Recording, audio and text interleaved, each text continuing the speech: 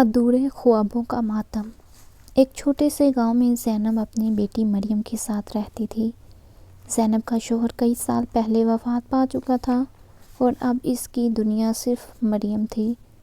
زینب نے اپنی تمام زندگی مریم کی خوشیوں کے لیے وقف کر دی تھی۔ وہ لوگوں کے گھروں میں کام کرتی، کھیتوں میں مزدوری کرتی اور اپنی خواہشات کو ہمیشہ اپنی بیٹی کے خوابوں کے پیچھے رکھ دیتی۔ مریم ایک ذہین اور ہنرمند لڑکی تھی۔ اس کا خواب تھا کہ وہ ایک دن ڈاکٹر بنے اور اپنی ماں کے لیے ایک بہتر زندگی لے کر آئے۔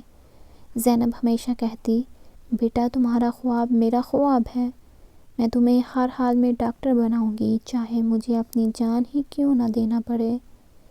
زینب نے اپنی جمع پونجی مریم کی تعلیم پر لگا دی۔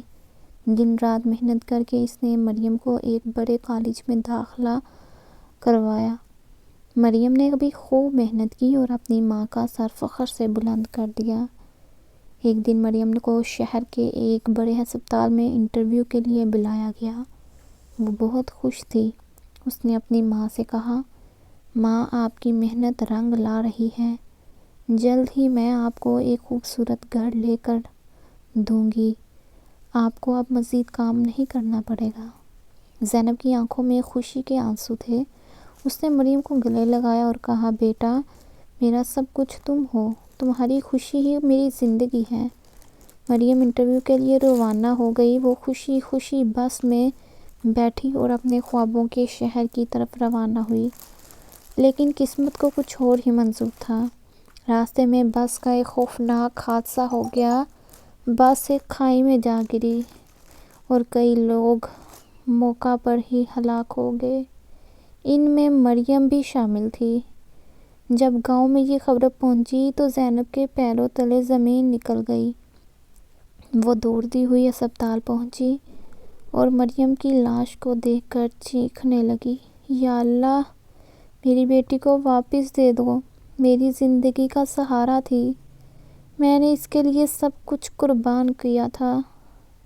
زینب اپنی بیٹی کو دفنا کر واپس گھر آئی۔ وہ گھر جو کبھی مریم کی ہنسی سے گونجتا تھا اب ویران ہو چکا تھا۔ زینب کی دنیا ختم ہو گئی تھی۔ وہ ہر روز مریم کی کتابوں اور کپڑوں کو دیکھتی اور روتی۔ چند مہینوں کے بعد زینب کی حالت بگڑنے لگی۔ وہ کھانا پینا چھوڑ چکی تھی۔ ایک دن وہ مریم کی تصویر کے سامنے بیٹھ کر بولی، بیٹا تمہارے بغیر میری زندگی بے معنی ہے، میں جلد ہی تمہارے پاس آ رہی ہوں۔ اس رات زینب بھی خاموشی سے دنیا سے رخصت ہو گئی۔ گاؤں والوں نے کہا کہ یہ ایک ماں کا اپنی بیٹی کے بغیر جینے کی تکلیف تھی جو اس کا دل برداشت نہیں کر سکا۔